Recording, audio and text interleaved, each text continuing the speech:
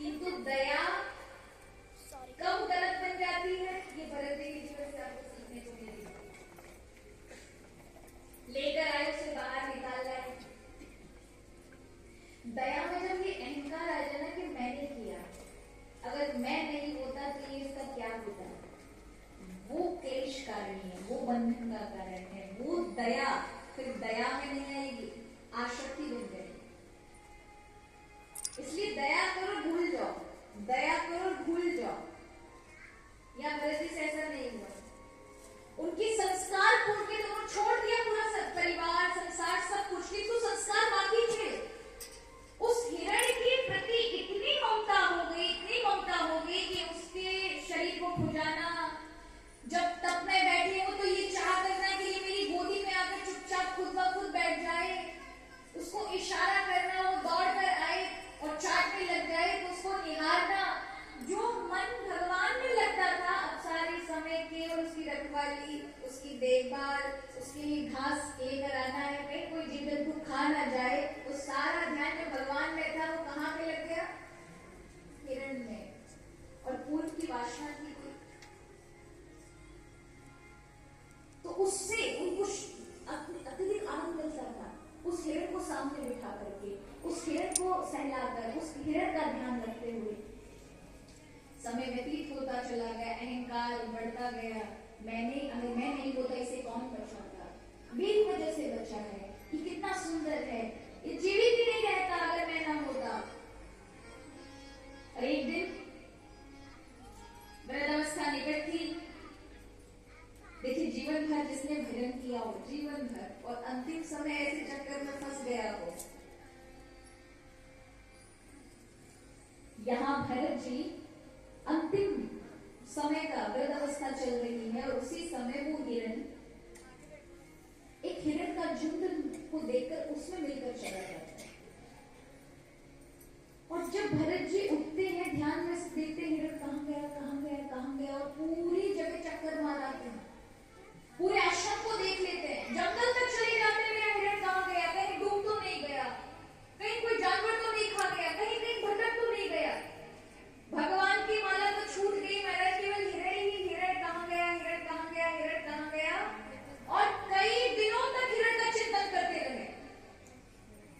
मृत्यु काल निकट आया, तब उन्हें एकदम से आभास होता है पूर्व के जो किए हुए सुंदर कार्य, भगवान का भजन आपको रक्षा सुरक्षा देता है। यहाँ भरत जी को एकदम से ख्याल आता है कि मैंने सब कुछ छोड़ा, मेरा अंतिम समय निकट आ गया, मैं हिरण के चक्कर में आकर के हे प्रभु आपको भुला दिया, अपने सारे ध्यान बाहर की ओर से खींच करके चिंतन भगवान में लगाया। कि तक्षण फिर से माया आ गई, वही हिरण वापस आ जाता है। और अभी भगवान ने मन लगाया ही था, इंद्रियों को खींच कर सामने उसी हिरण को देखा, उसकी वही करुणामय स्नेहमयी आंखों को देखा, जो उस हिरण का भी अपने उस मालिक के प्रति अत्यंत भाव था। भरत जी का मन अचानक भगवान का स्मरण छोड़कर उस हिरण की ओर देखता है और अचानक प्राण निकल गया।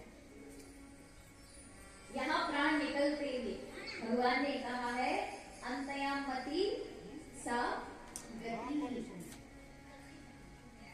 अंतकाले चिमामे विस्मरण मुक्ता करेगा। अंत काल में आप जिसका ध्यान करके अपने प्राण त्याग रहे, अभी आपको वहीं जाना, इसलिए हिरण योनि प्राप्त हुई। लेकिन की हुई तपस्या, किए हुआ भजन कभी खराब नहीं होता महाराज, वो आपको मिलता ही मिलता है। इसलिए हिरण योनि में, हिरण की योनि तो प्राप्त हुई, किंतु भक्ति वैसी की वैसी ही थी जो उन्होंने आरंभ में की थी। उसमें ऐसा नहीं कि आपको आरंभ में ही फिर से वही चालू करना है, ABCD पढ़ के PhD करना है, नहीं, PhD ही डिग्री मिली थी कि मिलते ही, जन्म मिलते ही उन्हें साधना के लिए संतों का साथ मिला। ऐसी जगह पर वो जहाँ संत महात्मा विराजमान थे, उनको समाधि में देख करके वो भी बैठ के समाधि का फल प्राप्त करते थे। कई बार ऐसे जीव जंतुओं को आप देखोगे जो बिल्कुल जीव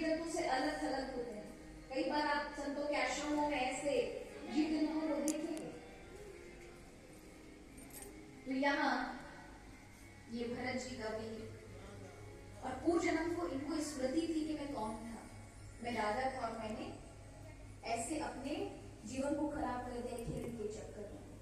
तो एकांत में रहकर, संग को हटा करके एकांत में रहकर भगवान का भजन किया, और अंत में इनको एक ब्राह्मण परिवार में, अंगिरा गोत्र था, ऐसे ब्राह्मण परिवार में जन्म मिला। लेकिन पूर्व की हुई भक्ति के कारण 2 जन्म याद थे, और ये स्मरण था कि मेरा आखिरी जन्म है और इसमें मुझे अब अपना समय खराब नहीं करना।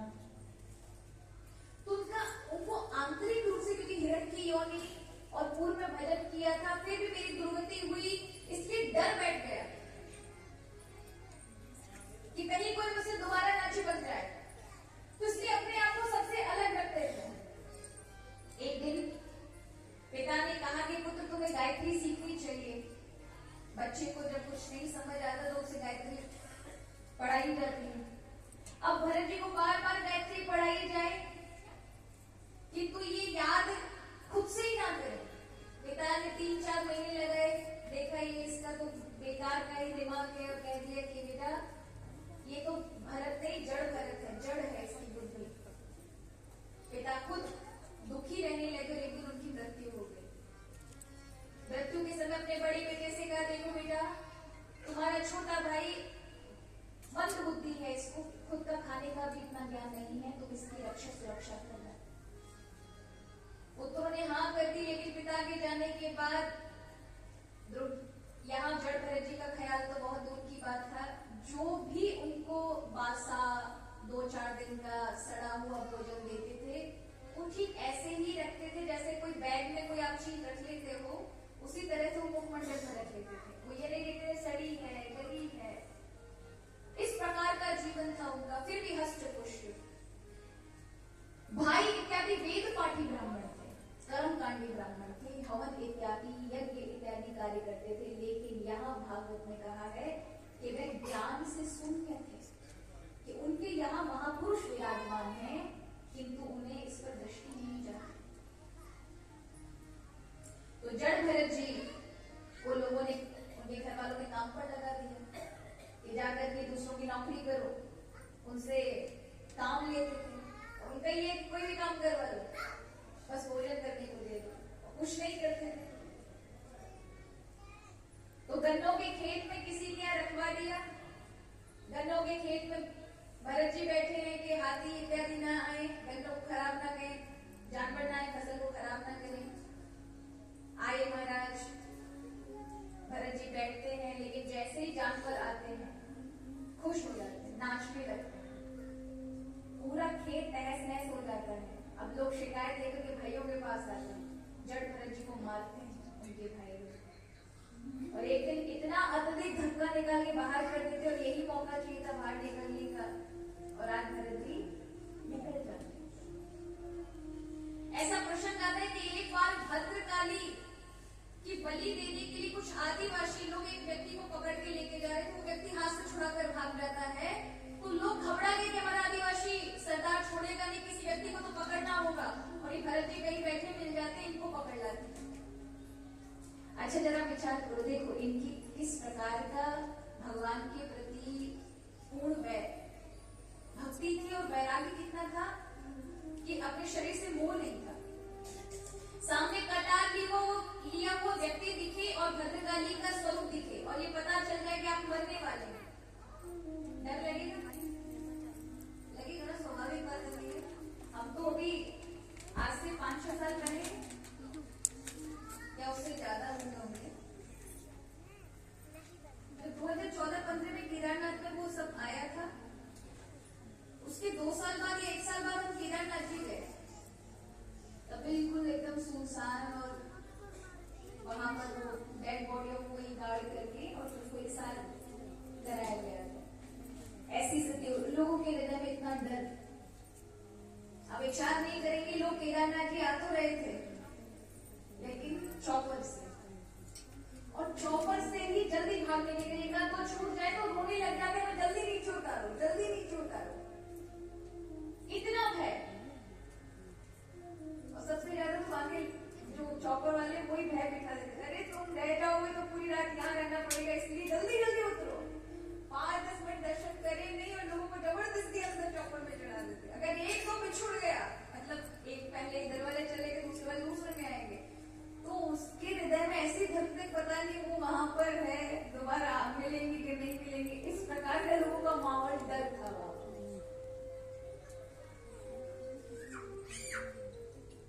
यहाँ पर भरत जी को कोई डर नहीं। लोगों ने देखा परीक्षा करके एकदम बढ़िया है, कहीं कोई अशुद्धि नहीं है, कोई छिन्न भिन्न अंग नहीं है। स्नान कराया, गरम गरम पानी में स्नान कर लिया। जड़ भरत जी ने बड़े कई दिनों से नहीं नहाए थे, अद्भुत अवस्था में है। भोजन के लिए सुंदर मिष्ठान दिए गए, सुंदर सुंदर भोजन खा रहे हैं। ये भी पता है कि बलि चढ़ने वाली है। और फिर भी अगर किसी को पता चल जाए मरने वाले सामने कुठार जो दिख रही है, इसी से गला काटा जाए, किसको अच्छा लगेगा? चाहे 56 प्रकार के भोग रखे हो। और भरत जी महाराज कुठार को देखने के बाद भी भय नहीं, आराम से पाई जा रहे, खूब पाई जा रहे। और जो लेकर आ रहे हैं भोजन, वो भी बड़े गौर से आश्चर्य से देख रहे हैं, इसको भूख इतनी लग कैसे रही है, या इसकी बलि खुद प्रसाद बनने वाला है। और उनको महाराज किसी प्रकार का कोई दुख नहीं, कोई भय नहीं, निश्चित होकर के पाए जा रहे हैं। और भर पेट पाने के बाद जब लेके गए तो उनके गले में एक माला पहनाई, और जहां काटना था वहां पर उनको लगा दिया, शीश को, उनके सिर को रख दिया। वो इतने मस्ती में अपना सिर रख दिया। पीछे से सरदार आया, मंत्र आगे पुरोहित पढ़ रहे हैं, और जैसे ही काटने के लिए तैयार हुआ, भद्रकाली से देखा नहीं गया, वो साक्षात प्रकट हो गए। और माँ भगवती के प्रकट होते ही समग्र आदिवासी जो थे मारने के लिए उद्यत थे, उन सबको मार डाला। अब मैया ने सोचा थैंक यू कहेगा, उठ करके मैंने प्राण बचाए हैं। पर यहाँ तो जड़ भरत महाराज धन्यवाद तो दूर की बात, कुछ भी नहीं कहा। आखिरकार माँ ने कहा क्यों पुत्र, कुछ भी नहीं कहोगे, मैंने तुम्हारे प्राण बचाए। कहा माँ इस मरे हुए शरीर को क्या बचाना, ये तो बहुत साल पहले भी मर चुका है, क्या आज नहीं तो कल मरेगा। मैं तो उस चेतना पर पहुंच चुका हूं जो कभी नहीं मरती।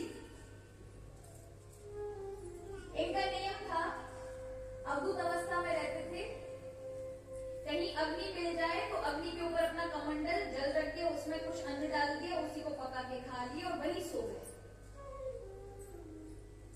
और एक दिन अग्नि नहीं मिली तो पास ही के शमशान में अग्नि जल रही थी, उसी पे अपना कमंडल रखा, जल रखा, भोजन रखा और पाके वहीं सो गए।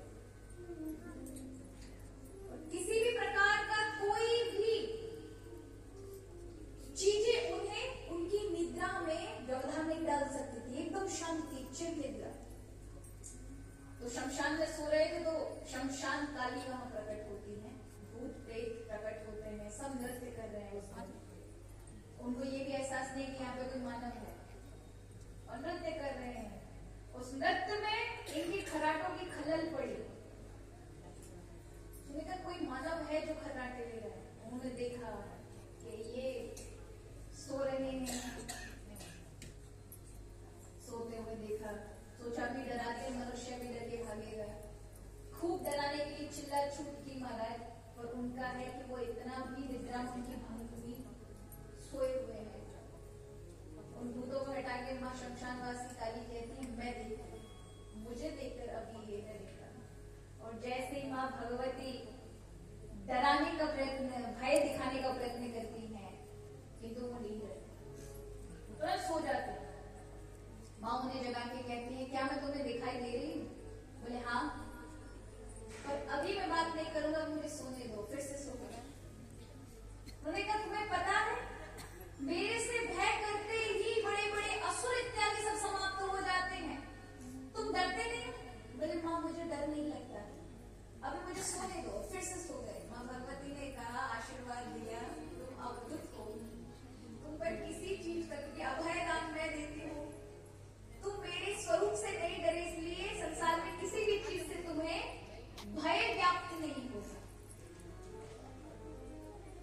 यहाँ ऐसे जड़ भरत जी का वर्णन आता है कि एक दिन इच्छुमती नदी के तट पर ये बैठे थे, तब एक राजा से इनकी भेंट होती है।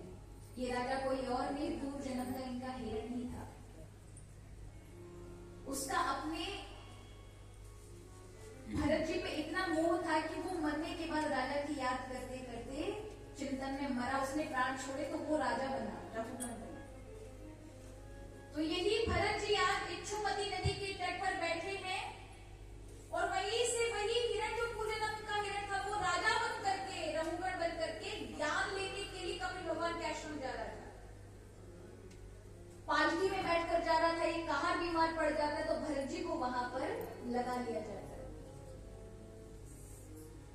जी, क्योंकि तीनों चीजों से पाप करना नहीं चाहते। मन से पाप ना हो इसलिए भगवान का चिंतन करते हैं। वाणी से पाप ना हो जाए, किसी को शब्द से हम कुछ उल्टा सीधा ना बोलते इसलिए मौन रखते हैं। काया से पाप ना हो जाए इसलिए देखकर चलते पृथ्वी पर कहीं कोई जीव इत्यादि मेरे पैरों तले ना फंस जाए। तो जैसे जीव जंतु को देखा तो छलांग लगा ली। अंदर बैठे हुए पालकी में उस राजा का सिर टकरा गया ऊपर वाले पाटे से। वो अत्यंत क्रोधित हो गया। उसने कहारों से कहा, ढंग से नहीं चला जाता। बोले हमारा दम तो ठीक ठाक चलते हैं, ये जो नया कहा रहता है यही उछल रहा है, इसको समझो। राजा ने कहा कि देख ढंग से चलो। दूसरी बार फिर से जीव जंतु फिर से पूछ ले। अब तो दोबारा से लगी महाराज क्रोधित हो गया। अभी दंड देता हूँ, लगता है तो दंड हो चुका है। मेरी बात को, राजा की बात को आज्ञा का पालन नहीं करता। तुरंत क्रोधित होकर पालकी से उतरते और अपने डंडे से, दंड जो उनके हाथ में था उससे जड़भरत को मारते। लेकिन यहाँ बड़ा आश्चर्य है, जड़भरत मुस्कुराए जा रहा है। ये मार रहा है, क्रोध कर रहा है, वो मुस्कुरा रहे। पीटने वाला आखिरकार दुख गया, उसके हाथ दुख गए। वो कहता तुझे हंसी क्यों आ रही? बोले तुम मूर्ख हो राजा, तुम मेरे शरीर को मारकर सोच रहे हो कि तुम मुझे मार रहे हो। नहीं, मैं आत्मा हूँ, तुम मेरे तक पहुंच नहीं सकते। इतना सुनते ही दंड हाथ से छूट गया। ऐसा कहने वाला कोई साधारण व्यक्ति नहीं हो सकता। अवश्य ये दत्तात्रेय है जो अवधूत अवस्था में है, क्योंकि सदाचार से भी ब्राह्मण नहीं हो सकता। ना इसकी गले में जले हुए ना तिलक संस्कार है, ना कोई ऐसे किसी प्रकार का दृश्य दिखाई पड़ रहा है कि ये कोई सदाचारी ब्राह्मण है। ये अवधूत है। तो या कोई साक्षात दत्तात्रेय भगवान है, या फिर मैं जिनके ज्ञान प्राप्त करने जा रहा हूं वो कपिल है। चरणों में पड़ गए, महात्मा मेरे से बड़ा अपराध हुआ है, कौन है आप, मुझे बताइए। तुमने कहा राजा मैं यही तो तुमसे पूछ रहा हूँ कि हम लोग यही पता लगाते हम हैं कौन। क्योंकि तुम अभी अहंकारी हो, तुम ज्ञान लेने जा रहे हो, लेकिन तुम तो राजा बने जा रहे हो। चार चार कहारों पर अपने आप को धुआ करके शरीर का इतना आपको मलाल है, तो ज्ञान कैसे लोगे? प्रभु के चरणों में पड़ जाते महात्मा। और यहाँ पर भरत जी ज्ञान देते हैं रघुवर को, जिसको भवाटवी का सुंदर उपदेश देते हैं कि हम संसार में किस प्रकार से आते हैं। संसार ऐसा है, मार्ग एंटर कर लो, अंदर दरवाजा तो है लेकिन जाने का मार्ग नहीं है। यहाँ तक कि जो बीज है जहां से हम आए हैं वो भी गायब हो जाते हैं, कोई अता पता नहीं रहता। निकलने का केवल एक ही मार्ग है, भगवान की कृपा, और कोई मार्ग नहीं। जैसे एक व्यक्ति, एक संत जी थे, उन्होंने लिखा कि वो एक बार अमेरिका में गए, तो एक होटल में गए, वहां पर एक वर्चुअल रियलिटी शो हो रहा था। तो वर्चुअल शो हो रहा था, तो वो जैसे ही गए, उनको नहीं पता था, वो जैसे एंटर करते हैं उस होटल में, और होटल के दरवाजे से जैसे ही अंदर एंट्री करते तो देखते हैं बड़ी बड़ी गाड़ियां चल रही है, वहां रोड है, बड़े बड़े होटल हैं। ये सब देख करके उन्होंने कहा कि भैया मैं कहाँ चला, ये तो एक बहुत बड़ी, ऐसा लग रहा है शहर बसा हुआ है। और वो निकलने के लिए सोचते ना, दरवाजा नहीं, अभी तो देख रहे हैं कहाँ से निकलूं, लोग चल रहे हैं, गाड़ियां चल रही हैं, कैसे। तभी वहां पर एक महिला थी, खड़ी थी, उससे जाकर पूछते हैं कि यहाँ से निकले कैसे। उन्होंने कहा हे स्वामी जी, जहां से मन करे वहां से निकल जाओ, क्योंकि यह सच्चाई नहीं है, ये केवल वर्चुअल चीजें हैं, केवल दिखाई सचमुच की ऐसी लग रही है। जहां भी जाओगे बाद में जहां से आए वहीं पहुंच जाओगे। माया भी हमारी ऐसी ही है महाराज, संसार में ऐसी चीजों को फंसाकर हमें रखती है, हमें लगता है सब सच है, सब सच है। पर महाराज अंतोगत्वा हमको बाद में पता चलता है वास्तविकता में हमारे लिए क्या चीज है। देखो भगवान की शरणागति क्यों आवश्यक है, बहुत सुंदर एक बात सुनेंगे और समझेंगे। सभी मनुष्य क्या चाहते हैं? अगर मैं आपसे पूछूं आप सब क्या चाहते हैं, तो एक सबसे साधारण सी बात कहूं तो सभी सुख चाहते हैं। चाहते हैं? कोई दुख चाहता है? या कितने लोग हैं जो दुख चाहते हैं? कोई भी नहीं चाहता होगा। सभी सुख चाहते हैं, यानी सबको कोई ना कोई जो भी चीज से उनको अच्छा लगता है उसके पीछे आनंद सुख ही छुपा है। सब लोग आनंद को ही चाहते हैं। इसका अर्थ है सब लोग किसको चाहते हैं? भगवान को चाहते हैं। आनंद का रूप है भगवान। हम ऐसा सुख चाहते हैं जो कभी खत्म ना हो, यही चाहते हैं ना। और संसार का जो सुख है वो तो हमेशा खत्म होगा, उसके बदले दुख आएगा, फिर सुख आएगा, ये चलता रहेगा। लेकिन हम जिस सुख को चाहते हैं वो ऐसा सुख है जो कभी खत्म ना हो, यही चाह होती है हमारी। हमें कुछ भी कुछ करना है, अगर किसी को कुछ बनना है तो उस बनने में उसे पूछो क्या मिलेगा? मुझे सुख मिलेगा, मुझे संतुष्टि मिलेगी। किसी से पूछो, किसी की शादी नहीं तो मैं शादी से क्या मिलेगा? मुझे सुख मिलेगा। एक किसान से पूछो तुम्हें खेती करने मुझे सुख मिलता है, क्योंकि उससे पैसे आएंगे, पैसे से चीजें आएंगी, चीजें से मुझे सुख मिलेगा। सब सुख चाहते हैं, पर हम जिस सुख के पीछे हैं वो सुख तो केवल और केवल मात्र दिखावटी है। वास्तविकता में सुख तो भगवान को ही चाहते हैं। नहीं तो अगर देखा जाए प्राय संसारिक भौतिकवादी लोग यही कहते हैं, देखो ये ईश्वर कुछ नहीं होता, ये सिर्फ पागल मन की देन है, लोगों ने बस ऐसा बनाया। कोई ईश्वर की प्रकृति अपने आप बनाती है, ये सारी चीजें अपने आप बन रही है और इसमें लोग ईश्वर को जोड़ लेते हैं। उन भौतिकवादियों से पूछो जिनको लगता है कि जब मन की इच्छा हो और उसकी मन की इच्छा को पूरी करने के लिए उस चीज के लिए व्यक्ति को मेहनत करनी चाहिए, और मेहनत करने के बाद वो चीज अपने मन को दे जिससे वो पूर्ण हो जाए। तो यहाँ जितने बैठे हैं सबका अनुभव होगा, और जो भी आप आगे चलकर पाओगे कि कभी भी जब मन इच्छा करता है उस इच्छा से कभी आपकी प्रगति हुई है कि आप बस कभी ये कह दे कि मुझे गाड़ी की इच्छा थी और गाड़ी के बाद अब मुझे कोई इच्छा नहीं, कोई ये कह दे मुझे अब संसार में कोई इच्छा नहीं है। अभी तो आने वाले 10 साल में नई गाड़ी कब सोचेंगे, उससे भी बड़ी आप एक स्तर पर पहुंचेंगे तो फिर वासनाएं और तीव्र हो जाएंगी, उससे भी बड़ा सोचेंगे। और ये कभी बंद नहीं होने वाला, कभी तृप्त नहीं होता। इसलिए आप देखिए महाराज, भौतिकवादी चाहे कितना भी कहें, अगर संसार की सुखों को आप लेते जाते हैं तो ये घी की तरह काम करना है कि आपने जैसे दिया, थोड़ी देर सुख मिला, आनंद मिला, उसके बाद फिर तीव्र चीजें उठेंगी वासना की, हमें और चाहिए, वो कभी कमी पूरी होने वाली नहीं। इसलिए कहा कि आप संसार में करो लेकिन साथ में भगवान का आनंद लेते रहो। ये प्रभु का आनंद मिलेगा कहां से? बोले प्रभु की कृपा से। प्रभु कृपा करें, और प्रभु कृपा कब करेंगे? शरणागति, जो कोई प्रभु की शरण पहुंच गए, प्रभु की शरण पहुंचते ही प्रभु शरणागति करते। ऐसे नहीं हो सकता। भगवान कहते हैं सर्व धर्मान परित्यज्य मामेकं शरणं व्रज अहं त्वां सर्व पापेभ्यो मोक्षयिष्यामि मा शुचः। हे अर्जुन, तो सारे कर्म धर्म जो भी संसार के सबका परित्याग करके तू मेरी शरण में आ जा, मैं तुझे पवित्र कर दूंगा।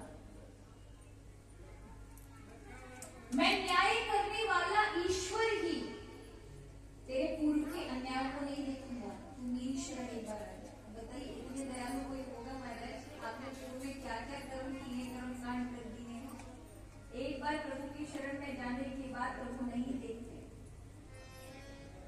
और बाद में आपका मन पाप में आ गया तो इसका डर रहता है। तो उसके लिए कहा है पहले तो भगवान की शरणागति हो जाओ और पाप दोबारा ना हो, इसलिए भगवान का नाम जीवन में अपना लीजिए, प्रभु के सत्संग को अपना लीजिए। प्रभु का नाम आपको पाप कर्म कभी करने दे ही नहीं सकता।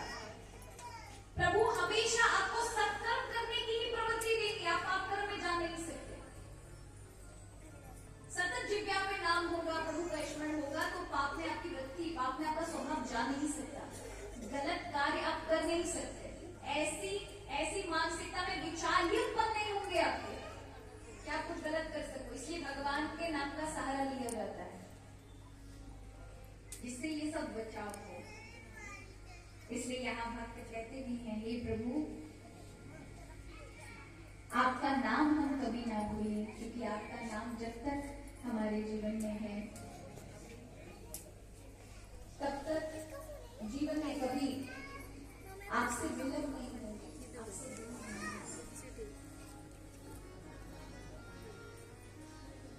कभी भूलू ना, कभी भूलू ना, कभी भूलू ना याद तुम्हारी रटूं, तेरा नाम में सांझ सवेरे, राधा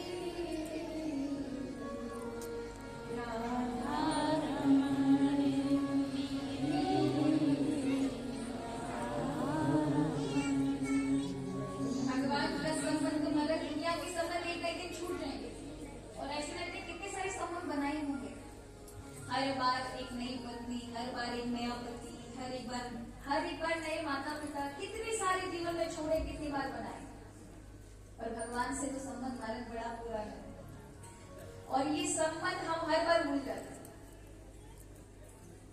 और केवल कथा सत्संग ही है जो हमें फिर से याद होता है। ये याद रखिए महाराज, भगवान कोई ऐसी चीज नहीं है जिसको जाकर आपको पाना है। भगवान तो पहले से पाए हुए हैं, पहले से ही विराजमान है, आपके अंग संग है, किंतु अभी आपको आपने कुछ पैसे अपने पॉकेट में रखे और अचानक से आप भूल गए। अब आप जहां खरीदारी करने जा रहे वहां पर पहुंचे, अब पूरी पॉकेट में देख रहे, कहीं नहीं दिखाई पड़ रहा। आपने जिस पॉकेट में रखा है उसका आपको याद है। अब आपको लग रहा है पैसे नहीं है, पर सच कहो तो पॉकेट में पैसे ही हैं। आप दौड़ के फिर से घर में जाएंगे, दुकानदार से कहेंगे मेरा सामान यही पैकेट रखना, मैं पैसा भूल गया, मैं अपना पर्स भूला है। जाएंगे दौड़ कर वहां जहां भी आपने पैसे रखे वहां पर भी नहीं है, फिर अपने पास देखेंगे, हर जेब को टटोलेंगे और फिर वहां पर जो आपके पैसे वो दिखाई पड़ेंगे, तो आप इसको क्या कहेंगे? पैसे आपको मिलाए थे, बस आपको पता नहीं था। ठीक उसी तरह से भगवान तो पहले से ही, क्योंकि भगवान के बिना हम जी नहीं सकते, रह नहीं सकते, भगवान तो मिला है, किंतु एक आवरण पड़ा है कि हमें पता नहीं कि हमारा संबंध उससे कैसा है। इतना करीब कोई नहीं हो सकता, कोई व्यक्ति संसार का नहीं हो सकता। इसलिए जितना कोई ज्यादा आध्यात्मिक होगा, यानी जिसके जीवन में कुछ विशेष भगवान से जुड़ाव है, बहुत अत्यधिक स्पिरिचुअल है, आध्यात्मिक है, तो उसके जीवन में ऐसे लोग आएंगे उसके अपने मन करके उसको बहुत दुख देंगे। पहले उसके साथ अटैचमेंट बढ़ाएंगे और जैसे ही वो उनके पास अटैचमेंट बढ़ा लेगा तुरंत छोड़ देंगे। तो वो तकलीफ देते, उस तकलीफ से गुजरे, उस दुख से गुजरे, और फिर उस दुख में उसे किंचित मात्र नहीं, सत्संग नहीं, ज्ञान इत्यादि का लेश मात्र भी मिल गया, तुरंत उसका झुका वहां से हटकर प्रभु की ओर हो जाए। तो बहुत अत्यधिक जो भगवान के आध्यात्मिक होते हैं, हृदय से कहीं ना कहीं पूर्व का संबंध प्रभु से जुड़ा है, तो उनके जीवन में ये घटना बहुत होगी। वो जिससे भी प्रेम करेंगे, जिससे भी अपना बहुत अत्यधिक मन लगाएंगे, उसी से उनको सबसे ज्यादा कष्ट मिलेगा, वही उनको ज्यादा परेशान करेगा। जिससे वो ये देख ले कि संसार में किसी में प्रेम नहीं है, हम भले करते रहे लेकिन हमको नहीं मिलने वाला, इसलिए भगवान से करो, अपने को ठाकुर से करना, अपनी ओर से सबको। फिर एक ये भी चीजें हमारे अंदर निर्मित हो जाती है, ये भी चीज बन जाती है कि जिस परमात्मा को भी हमने देखा नहीं, सिर्फ अनुभव किया है। ये कई लोग तो आरंभ में अनुमान से जुड़ते हैं, तो जिसने सारी सृष्टि बनाई होगी, कोई ना कोई तो शक्ति विद्यमान है, चला रही है।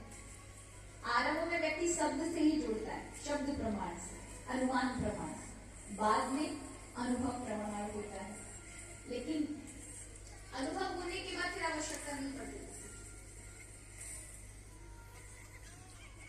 तो यहाँ पर एक और चीज निर्मित हो जाती है भक्त के मन में कि जिस परमात्मा को देखा है लेकिन उसके अंदर वो प्रेम उसके लिए बढ़ चुका है, भाव बढ़ चुका है, तो फिर धीरे धीरे उसके अंदर एक सबसे अच्छी चीज ये आ जाती है कि अब उसके लिए कोई चाहे उसके लिए अच्छा सोचे नहीं भी सोचे, से प्रेम करे ना करे, वो अपनी ओर से देता जाता है, अपनी ओर से प्रेम देगा, अपनी ओर से भाव भी देगा, लेकिन उसे पक्का अंदर हृदय में पता होता है कि सच्चाई में ये मेरे अपने नहीं है, क्योंकि ये मेरे कभी काम नहीं आने वाले। इसे प्रेम तो है लेकिन प्रेम तो मेरा सच्चा भगवान से ही है, इनको तो मुझे कर्तव्य पूरे करने हैं। अगर मेरे भाग्य में लिखा है कि इन सबसे जुड़े रहना है, तो फिर इनके निमित्त जो जो कार्य कर्तव्य हैं पूरे करने होंगे, निस्वार्थ भावना से करना। अब उसमें ये नहीं कि इसके बदले मेरे कुछ मिलेगा, ये भगवान से प्रेम करने पर आपके अंदर निर्मित हो जाती है ये चीजें। तो यहाँ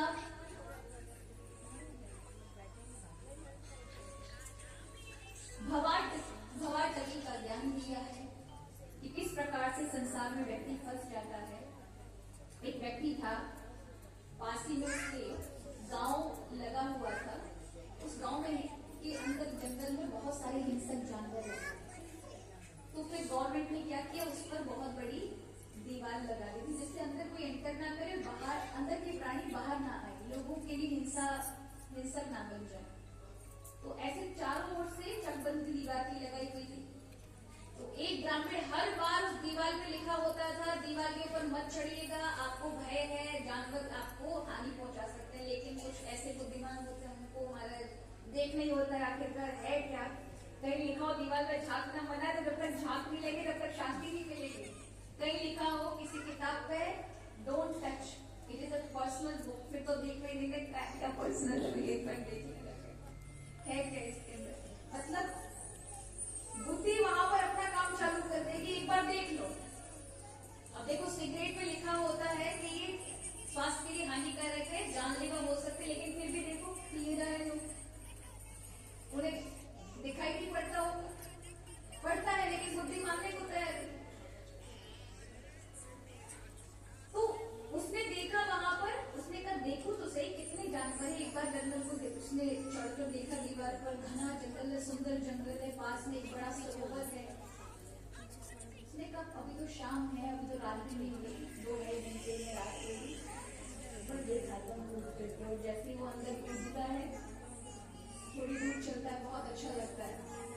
तभी बहुत सारे जानवर हिंसक उसको सामने से आते हुए वहां दिखाई देते हैं, और उनसे बचने के लिए वो जैसे ही भागता है दीवार की ओर, तब तक एक चुड़ैल खड़ी हमारे सामने। वो जाए कैसे, उसने टर्न लिया भागने के लिए, बचने के लिए। जैसे ही आगे भागा तो एक बेल पड़ी थी, एक पेड़ से लिपटी हुई, उसको उसका पैर फंस गया, उल्टा लटक गया। उल्टा लटका भी किसने, गड्ढे के अंदर जो पसारने के लिए रखा हुआ था किसी जानवर को, उसमें वो लटक गया। और उस गड्ढे के अंदर एक सांप बैठा था जो डसने को तैयार है, लेकिन टूटी हुई है कि अभी उन्होंने कहा चलो अच्छा है, कम से कम इतना हिस्सा है, नहीं तो सांप डस लेगा मुझे। लेकिन ऊपर जैसे ही अपने देखा तो वहीं पर 2 चूहे उस जो बेल बनी उसको काटने में तुले हुए। उसने कहा नहीं तो ऐसे मरे।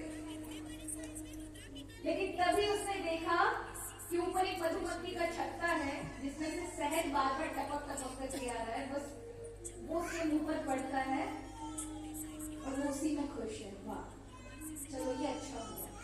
ऐसे इंसान को जो उस समय केवल मधुमक्खी का वो शहद के थोड़े से बूंद आने के बाद सुखी हो रहा है, सारे दूध खिला रहा है, ऐसे व्यक्ति को आप क्या समझेंगे, मूर्ख? क्या समझेंगे आप? क्या मूर्खता है, इसमें शहद में क्या रहेगा? लेकिन ये सब हमारा ही है, इस जंगल रूपी संसार में हम आए हैं। ये बीमारियां इत्यादि, कष्ट इत्यादि, वो हिंसक जानवर है जो हमारे पीछे पड़ जाते हैं। हम नहीं चाहते कोई बुखार आ जाए, हम चाहते हैं क्या हमें कोई डायबिटीज हो जाए, पर आ जाती है हमारे बिना चाहे। लेकिन जैसे उसे भागना चाहते हैं, हॉस्पिटल जाएंगे, ये कराएंगे, ठीक कर लेंगे, तब तक हमारे माथे पे हमारा बुढ़ापा आ जाएगा, जिसको हम नहीं रोक सकते। चुड़ैल की तरह ही हमारा साई की तरह ना चाहते हुए भी पीछे पड़ेगा। एक आधी उम्र निकल जाएगी इन्हीं से लड़ते लड़ते, वहां से तो मृत्यु तो हमारे हर समय हर पल पीछे पड़ी हुई है। ये संसार का कोई ना कोई बंधन आपको बांध ही देगा। आप मृत्यु से बच भी जाए उस सर्प के गड्ढे से, तो रात दिन रूपी चूहे उतरने में लगे, मतलब आपके जीवन के दिनों को ले जाने में लगे हुए हैं। लेकिन उसमें भी व्यक्ति चिंतित नहीं होता, क्योंकि उसे वो मधुमक्खी का शहद जितना पर पड़ रहा होता है ना, वो मधुमक्खी यानी इतने दुख में भी थोड़ी बार जीवन के शारीरिक सुख मिल जाए, सुविधा मिल जाए, कुछ शारीरिक सुख हो जाए, कोई अपने प्रियजनों का कुछ सुख मिल जाए, तो फिर भूल जाए। इतने सारे कष्ट हैं हमारे जीवन के ऊपर, तो कहा इस प्रकार का भवाटवी संसार है जिसमें व्यक्ति फंसा हुआ है, उसे खुद नहीं पता। पुण्यरपि जन्मं पुण्यरपि मरणं पुण्यरपि जननी जठरे जठरे शयनम, यही संसारे बहु दुस्तारे, कृपया पाहि मुरारे। हे प्रभु आप ही मुझे पार कर सकते इस संसार चक्र से, और भगवान की कृपा ही पार करती है। यहाँ पंचम स्कंद में परीक्षित को खगोलीय, भूगोलिक इत्यादि सारी चीजें बताते हैं भगवान शुक्र, और फिर अंत में व्यक्ति पाप करता उसका परिणाम के स्वरूप में नरक यातनाएं भोगनी पड़ती है। कई लोगों के मन में आता है ये नरक यातनाएं होती ये स्वर्ग है, क्यों होते हैं, क्या नरक, ये संसार ही कम है कि यहाँ कितना सब कुछ देखते हैं। और यहाँ पर भी स्वर्ग जैसे सुख है, तो फिर नरक और ये स्वर्ग बनाने की क्या जरूरत थी। अब आप नहीं देखते कई लोग ऐसे ही सड़क घूम रहे होते हैं, कितना कष्ट जीवन से कि शरीर चल नहीं रहा, पड़े हुए हैं चारपाई पर, पूरे परिवार लगा हुआ है, कब तक करे, 1 साल 2 साल 3 साल 10 साल से पड़े हुए हैं। अब हमें तो देखा जाए तो उसके लिए, व्यक्ति जो पड़ा उसके लिए नरक है कि उसका जीवन चल नहीं रहा, बंद हो गई क्रिया और जीवित है। तो यहाँ नरक भी है, स्वर्ग भी है, पर ये स्वर्ग की आवश्यकता क्यों पड़ी। देखिए, हमारी शरीर की एक क्षमता है, हम एक सीमा तक ही दुख झेल सकते, एक सीमा तक ही सुख झेल सकते। इससे ज्यादा सुख मिल गया तो काम तमाम, इससे ज्यादा दुख मिल गया तो भी काम तमाम। इसलिए हर एक जन्म में आपकी कैपेसिटी, क्षमता कितनी है, उसके हिसाब से आपको सुख दुख दिया जाता है। इसलिए कई बार आप देखते हो कई व्यक्ति बहुत अत्यधिक दुख भोग रहे हैं, क्योंकि उनकी क्षमता भगवान ने दी एक बार। और याद रखिए, जब तक ये सुख दुख भोग खत्म नहीं होंगे ना आपके हृदय में, तब तक भगवान की जगह बन नहीं सकती, तब तक मन स्थिर रह नहीं सकता। तो यहाँ पर एक बार दक्षिण भारत के एक संत हुए, रमन महर्षि, के पास एक विधवा महिला गई, बहुत ध्यान करती थी, बहुत सेवा भाव रखती थी। वो कहती है कि महर्षि, मुझे भगवान पे ध्यान नहीं लगता, मेरा मन नहीं लगता। क्यों?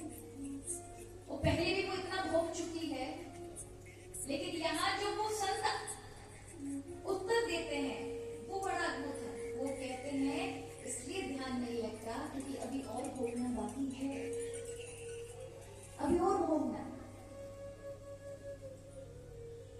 क्योंकि तब तक मन स्थिर नहीं हो सकता। इतने संस्कार पड़े हुए हैं मन में, इसलिए जीवन में कष्ट आते हैं। कष्ट के कारण हृदय उस प्रकार का बनता है।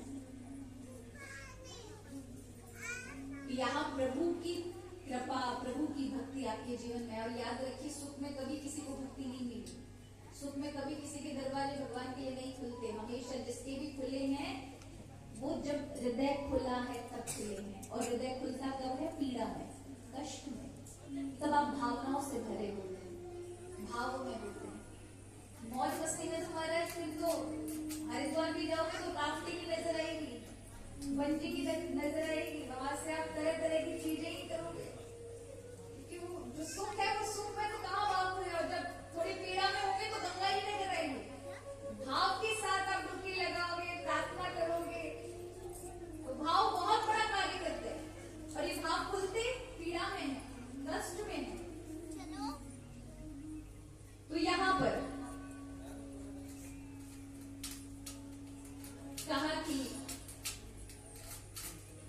हाँ, तो हमारी जो क्षमता है उसी के अनुसार हमें सुख दुख मिलते हैं।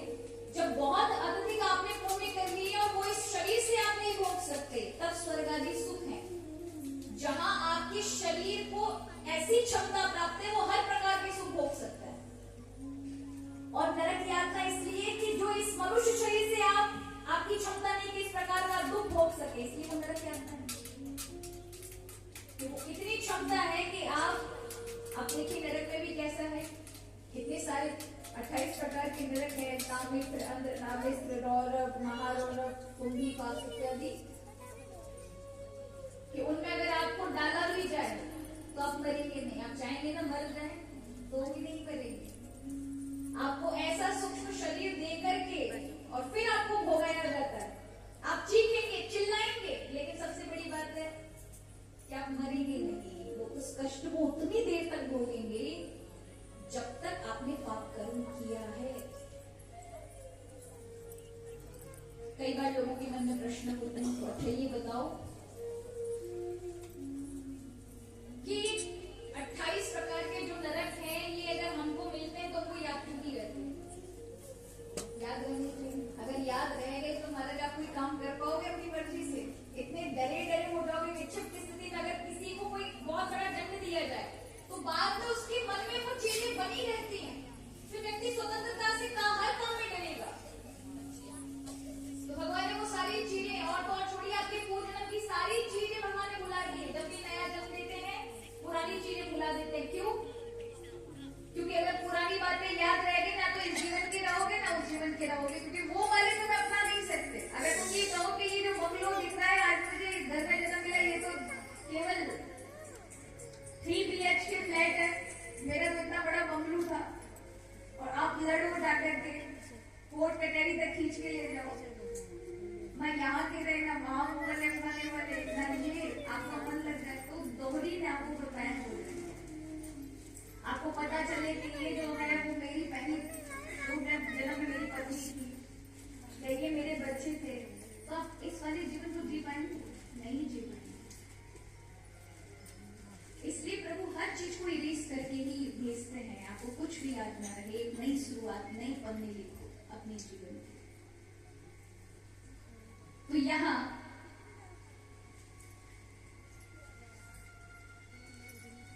अगर कोई विशेष आपने ऐसा दंड कर दिया है, कोई ऐसा पाप कर दिया है जो इस शरीर के से नहीं भुगाया जा सकता, उसको उस दंड को भुगाया जाता है नरक इत्यादि में। ठीक है? ऐसा नहीं कि सबको नरक मिल जाते हैं। 28 प्रकार के नरक हैं, लेकिन सबको मिल जाए ऐसा नहीं है। कोई विशेष किसी एक नरक में ही आप जाएंगे, ऐसा नहीं कि 28 के 28 नरक भोग कराएंगे। कोई बहुत बड़ा महापापी उसका कहने से रहे, लेकिन सामान्य जन को अगर कहीं नरक में भी तो किसी जैसे कोई एक व्यक्ति किसी को मार दे तो उसके जीवन की सजा कितनी होगी? 20 साल, 50 साल, आजीवन उम्र कैद। तो इस बीच में उसने और भी तो दंड किए होंगे, लेकिन उसको किसी एक विशेष दंड की सजा मिलती है, उसका पूरा जीवन समाप्त वही जेल के अंदर। उसी प्रकार कोई एक विशेष अपराध आपके द्वारा हो जाए तो वो नरक इत्यादि है जिनमें आपको पीड़ाएं दी जाएंगी, अन्यथा मनुष्य शरीर में भोगोगे। तो इस प्रकार से 28 प्रकार के नरकों का वर्णन किया। उन नरकों को देख करके डर होता है, भय होता है। तो यहाँ परीक्षित जी पूछते हैं हम सबके लिए कि भगवान छोटे मोटे अपराध तो सबसे होते हैं, सब नरक में जाएंगे। कई बार हम स्वार्थ में भी ऐसे अपराध कर देते हैं, वाणी से किसी को गलत बोल देते हैं, कभी कभी मन से भी निकल जाता है, तो क्या करें? कहा जो हो चुका है। देखिए महाराज, गलतियां होती है, उनसे सबक लेना चाहिए, उनको उम्र कैद की सजा के रूप में नहीं भूलना चाहिए। कई बार सबसे, हर एक मानव से, हम कोई देवता नहीं, अगर हम बिल्कुल परफेक्ट होते कहीं किसी प्रकार तो हम भगवान ही होते। हम मनुष्य क्यों हैं? क्योंकि हम गलतियों के पुतले हैं, हम हर गलती से सीखेंगे। अगर जीवन में कभी कोई गलती होती है उसे दोबारा नहीं दोहराना, ये सबक लेना चाहिए। उसे उम्र कैद बन करके उसकी उसी गलती में ग्लानि करके रोते रहना, दुखी रहना और अपने आप में पछतावा करना, ये गलत है। इसलिए उससे बाहर निकलना चाहिए। तो यहां कहते हैं प्रभु, शुभदेव ऋषि कहते हैं कि राजन देखो, पाप कर्म तो सबसे ही होते, कोई बिना पाप कर्म के रह नहीं सकता, किंतु आपसे अगर कभी कोई बड़ा कृत्य हो जाता है तो उसके लिए पश्चाताप होना चाहिए कि आपसे गलत हुआ, आपकी आत्मा उस से ग्लानि से भरी हो, तो वो भगवान के सम्मुख कह दे। और प्रभु के सम्मुख कहने के बाद ये वचन लो कि आपसे जो हुआ है वो दोबारा कभी नहीं होगा प्रभु, और अपने को पूर्ण शरणागति कर दो प्रभु को, और दोबारा पाप ना हो इसके लिए भगवान नाम लो। भगवान के नाम में कितना असर है, इसीलिए षष्ठम स्कंद में अजामिल का चरित्र लिखा है कि ब्राह्मण है लेकिन एक वैश्या के चक्कर में फंस जाता है और अपने ब्राह्मण, अपने सदाचार, अपना जो ज्ञान है, अपना जो नियम है, उन सबको भुला करके वैश्या के साथ रहता है, उसे पत्नी बना देता है। और भोगों में उसका रात दिन ना तो भगवान की सेवा, इतना भी सब भूल गया, अपने कर्म कांड भूल गया, केवल वैश्या को ही अपनी पत्नी मानकर उसके साथ रहता है, क्योंकि वैश्या को धन चाहिए तभी वो रह सकती है। इसलिए उसने उसको साथ में रखने के लिए उसने अत्यंत अपराध करने चालू कर दिए, लोगों को मारना चालू कर दिया, उनका धन हड़पना चालू कर दिया, बहुत सारी हत्याएं, नर हत्याएं उसने की। अब समझ लो कितना बड़ा पापी होगा। किंतु 7 बालक उसके हो चुके थे। वृद्धावस्था एक ऐसा सत्य है, आखिरकार सबको अपनाना पड़ता है।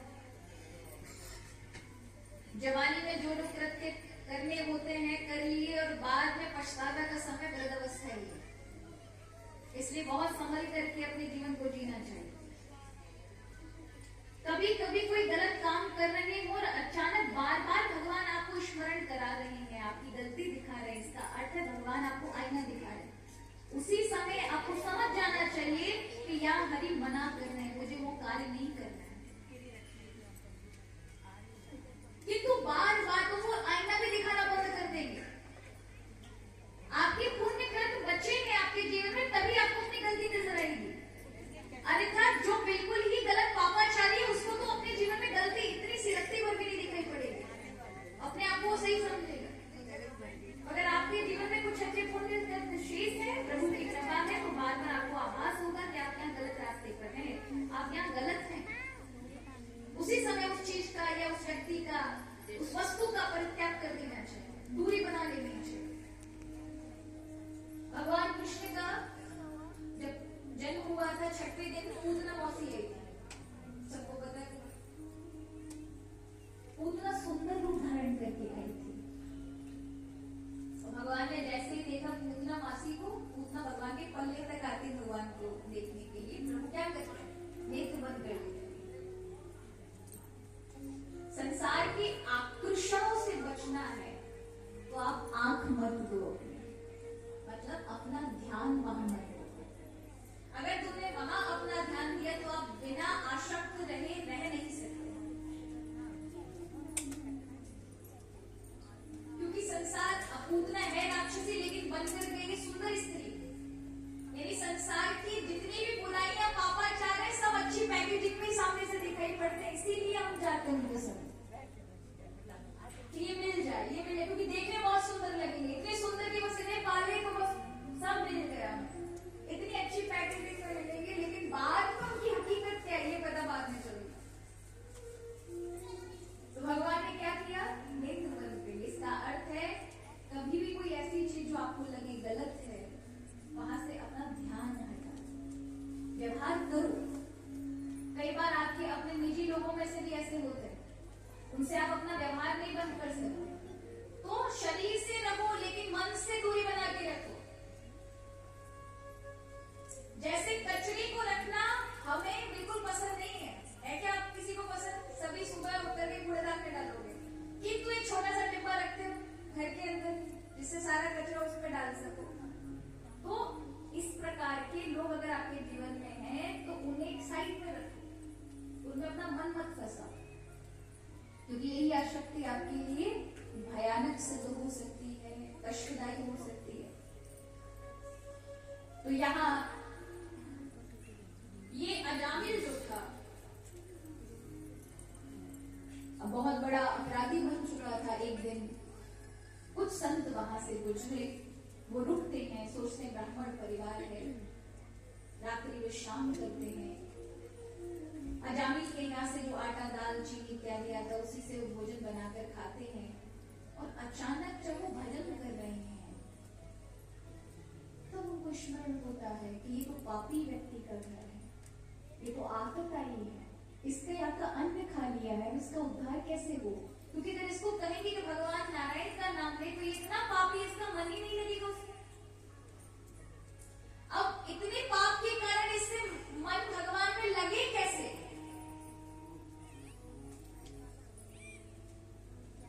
तो यहाँ पर वो अपनी शक्ति से, सभी अपनी अपनी तपस्या की शक्ति देते हैं और कहते हैं तुम बस एक नियम का पालन करो, कोई जाग इत्यादि मत करो। देखो इंसान को कभी न कभी अपने जीवन में ग्लानि होती ही है। यहाँ अजामिल आज कीर्तन होते हुए, भगवान नाम होते हुए देखता है तो उसे पूर्व जन्म का, यानी पूर्व जो उसका पुराना समय था बचपन का, वो याद आ जाता है कि मैं भी एक बार ऐसे ब्रह्मचारी था, मैं भी तपस्वी था, मैं एक वैश्या के चक्कर में मैंने अपना हाल क्या बना लिया। उसे पश्चाताप होने लगा, संतों के चरणों में आकर गिरा। संतों ने कहा हम तुम्हें और तो कुछ दे नहीं सकते, लेकिन एक नियम, एक वचन हमसे लो, भैया देना, अपनी होने वाली संतान जो होगी उसका नाम नारायण रखना। वो चरणों में गिरते हैं, महात्मा जी 80 साल का वो हमारा आशीर्वाद नाम से भक्ति करो, उसका नाम नारायण रखना, भूल नहीं जाना, नारायण नाम रखना है। मान लेता है अजामिल, और जैसे ही भगवान की कृपा से उसे बालक की प्राप्ति होती उसका नाम नारायण रखना है।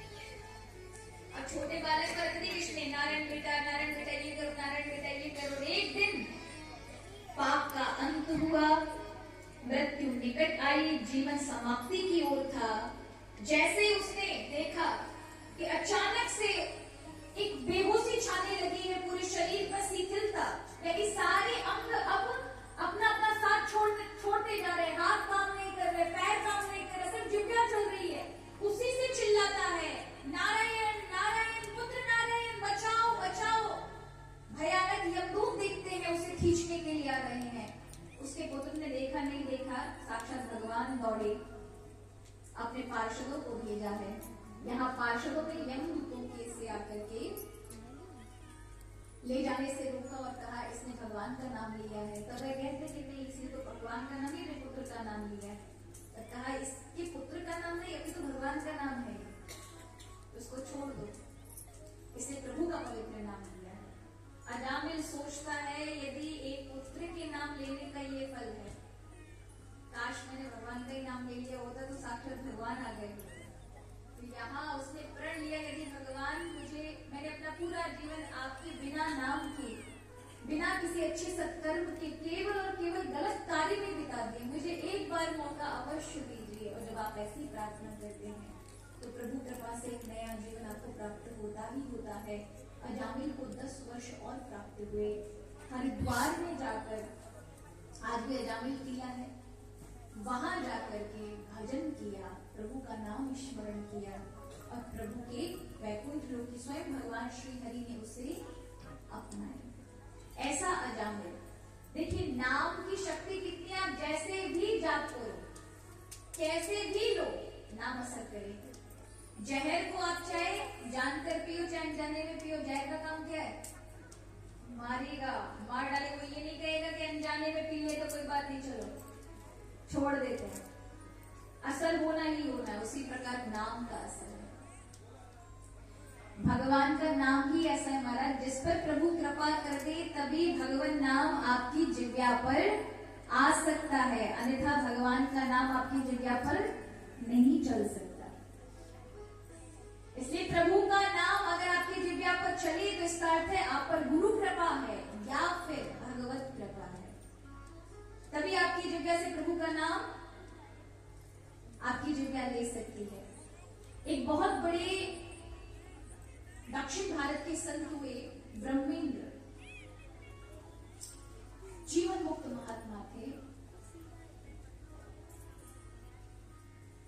बहुत तपस्या के बाद एक दिन वो उठे तो उनके शिष्यों ने उनसे कहा कि गुरुदेव कुछ हमें उपदेश करिए, आप बहुत समय के बाद मौन से बाहर आए हैं, तपस्या से बाहर आए, इस मौन को तोड़े और कुछ गाएं। तो देखिए ऐसा दिव्य महात्मा सबसे पहले उपदेश क्या करता है? उनका पहला भजन है ये, और वो अपनी जिह्वा को बोलते हैं कि तू बहुत दिन से मौन में है, अब तो बोल ले। क्या बोल? ये रास्ता उसको आज्ञा देते हैं जिह्वा को, ब्रूहि मुकुंदेति रसने, ब्रूहि मुकुंदेति। अरे रस्मा, आप तो भगवान मुकुंद का नाम ले ले, कब लेगी? क्योंकि अब तुझे बोलना है तो संसार की चर्चा नहीं करना, क्या करना? सिर्फ भगवान नाम लेना, क्योंकि भगवान का नाम ही अंतोगत्वा पार करने वाला है। कले दोष निधे राजन अस्ति एको महान गुणा, कीर्तना देव कृष्णस्य मुक्ति संपरम रचे। भगवान का इस कलयुग में, इस कलयुग रूपी युग में केवल नाम ही सार है, जो भगवान को तो प्राप्त कराता है, किसी को मुक्ति की चाहो तो उसे मुक्ति भी प्रदान हो जाती है, ऐसा नाम। तो यहाँ महाराज आइए बड़े भाव के साथ प्रभु का सुंदर दर्शन भी करते हैं, क्योंकि भगवान का दर्शन, भगवान का नाम हमारे जीवन को बनाने वाला है। दर्शन कहाँ करना है? चित्त में करना है, हृदय में करना है, जो भी आपके हृदय में अपनी श्याम सुंदर की झांकी है। हमारे भागवत में आचार्यगण भागवत के अंदर कहते हैं ये जो नाम भगवान का रूप है, कोई जरूरी नहीं कि एक ही रूप है, अनेक भगवान के स्वरूप है। किसी एक भी स्वरूप को अपने हृदय में बसा लीजिए, ये आपके लिए एक जाल बिछाने का कार्य करेगा भक्ति के लिए। अगर आपने चिंतन करना आरंभ कर दिया, फिर संसार का कोई भी कर्म करिए, आपको कोई भी संसार की चीजें आसक्ति फंसा नहीं सकती। रात दिन भगवान नाम लेंगे, रात दिन भगवान का चिंतन करेंगे, भागवत सुनेंगे, साधु संतों को सुनेंगे, संतों का दर्शन करेंगे, कभी कभी तीर्थ यात्रा पे, कभी कभी वृंदावन चले गए। इस प्रकार का नित्य नैमित्तिक कर्म आपसे होता रहेगा जीवन भर। तो यही चीजें आपके जीवन को, जो आपके लिए अननेसेसरी चीज है, आपके जीवन से जुड़ी हुई है, वो अपने आप खुद ब खुद गिर जाएंगे, आपको कुछ करने की जरूरत ही नहीं पड़ेगी, स्वतः ही छूट जाएंगे। इसलिए कहा कि भैया भगवान का नाम ही हमारे जीवन को आनंदित करने वाला है। तो आइए बड़े भाव के साथ चलते वृंदावन, हमारे श्याम की बंसी को भी श्रवण करेंगे, प्रभु का हृदय में भी।